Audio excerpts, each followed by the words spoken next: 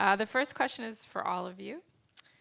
Looking back at the beginning of your thesis journey in the fall and to where you arrived, what do you think is the biggest change in terms of what you thought you might do and what you actually ended up doing? And what was the factor that influenced that shift or pivot, if there was one?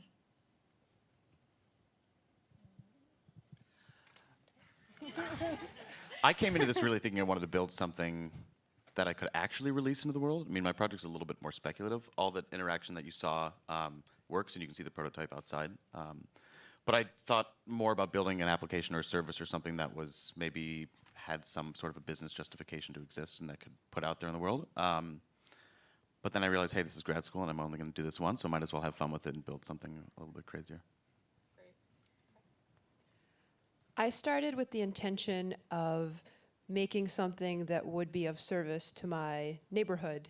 And my classmate Ray pointed out that there was this new coffee shop opening up in Brooklyn.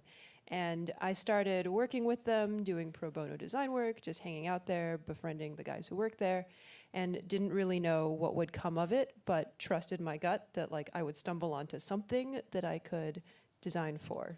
And it turned out that I went on a trip to the Social Security card office a couple times with some people and realized how big of an issue that was and that it was a problem for many others as well.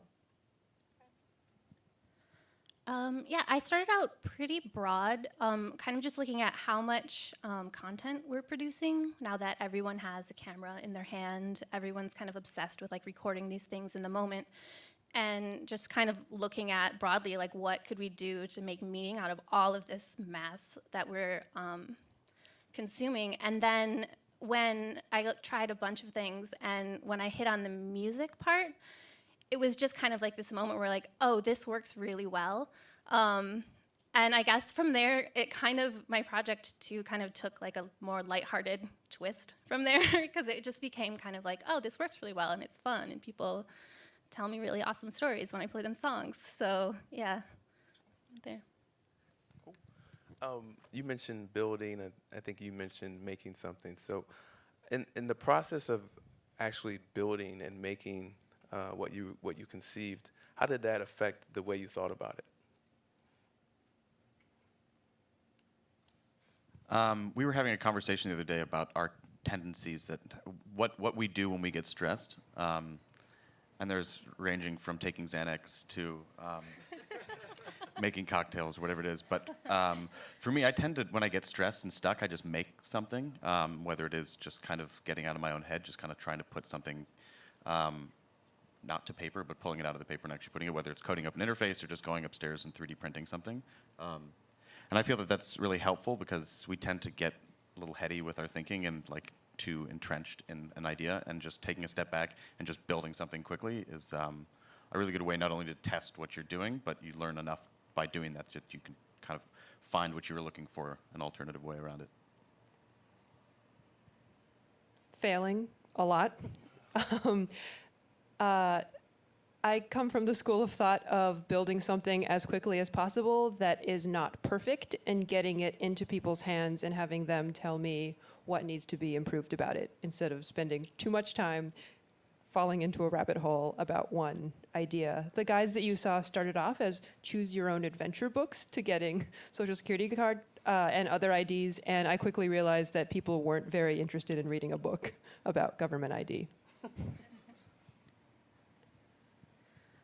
Yeah, I mean, I think I come from a place where conversation helps me a lot. And so if you've built kind of anything, and that gives people a starting point to react against. So kind of anything you can get into people's hands and start that conversation and get out of your own head, I think is helpful in any of this. Okay, so some questions for individuals now. So Beth, I'll ask you the first one.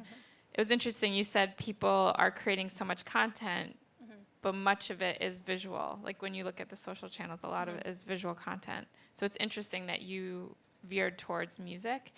What kind of outcome or impact, if you had more time or someone in the audience came and said, we're gonna give you funding to work on this for another year, where do you see this going, and what kind of impact would focusing on music what would it have in this space of content creation in the world?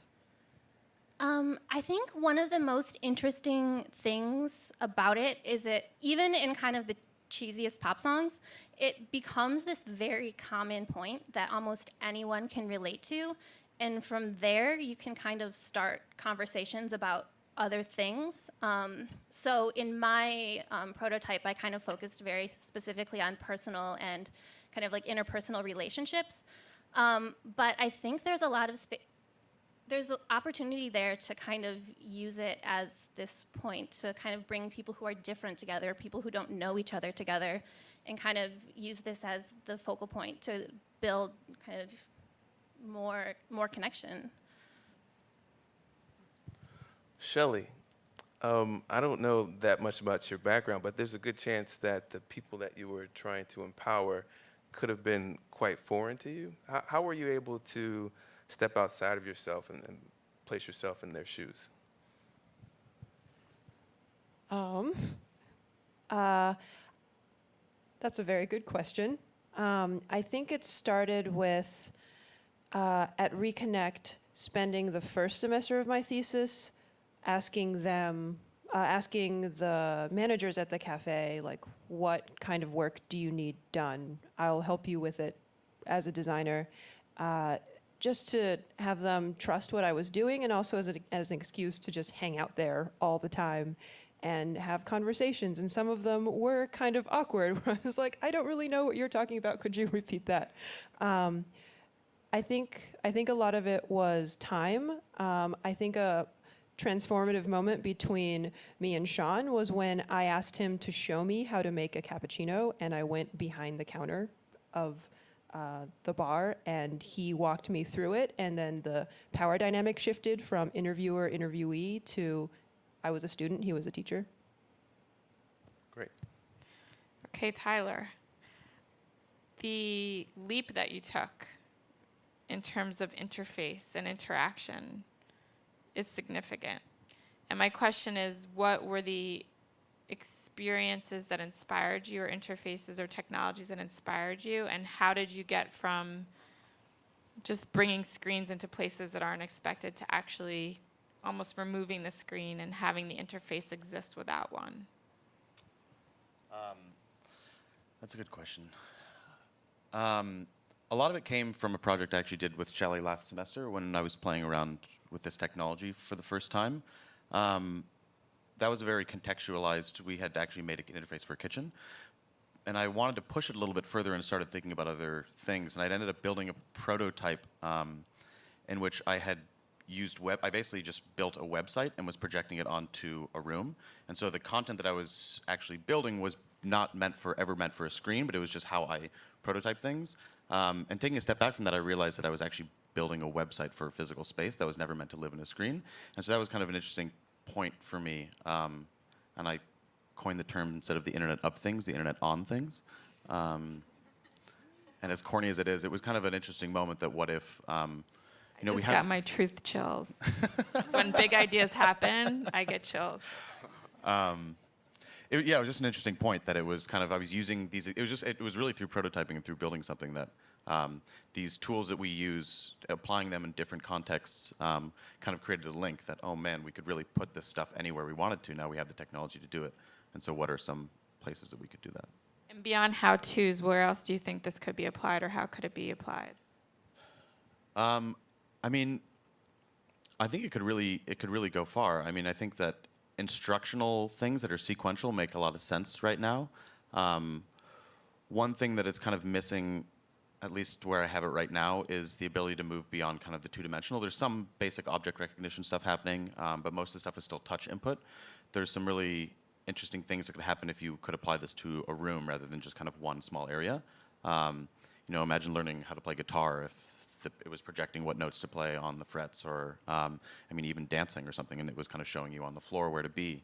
As well as the ability to correct people once they're doing things. Right now it's still kind of a one-way through that you can kind of see by doing, but if it could kind of tweak you, kind of like watching your own game tape while you're doing it, I think that could really go far. So that could open up a whole wide range of things. One more question for all of you. you put a lot of work into this. What would you do differently now that you're at the end of the road? Hire a developer. Why is that? No, I'm just kidding. I'm happy. I learned quite a bit doing this. I kind of taught myself how to code while designing it, which was very stressful and very tricky. I'm really glad I did it. It was a lot of sleepless nights, but yeah, I guess I don't think that that's something that I would do differently. It's something that I might reconsider about the balance between making something functional and making something designed, because you're going to have trade-offs. With my own limitations of how good my coding skills were, definitely took away from the design aspect of it. I'm happy where things turned out, but I could have made a lot bigger of a push into the kind of the experience of the platform, but instead I wanted to build it out. I guess I would say probably commit sooner. Ashley had been talking about earlier about thinking and thinking and thinking sometimes, and not actually being like, okay, this is actually what I'm going to make. And yeah, when it comes down to that last month, you're like, I should have just done it, gone for it. Yeah.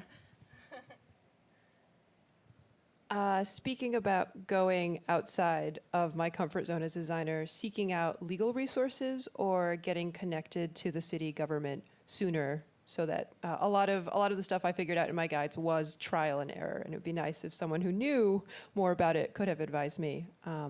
And the thing I designed addresses the symptom of confusing government services, but not the root cause, which is that they are confusing in the first place. It would be great to have someone on the inside that I could talk to.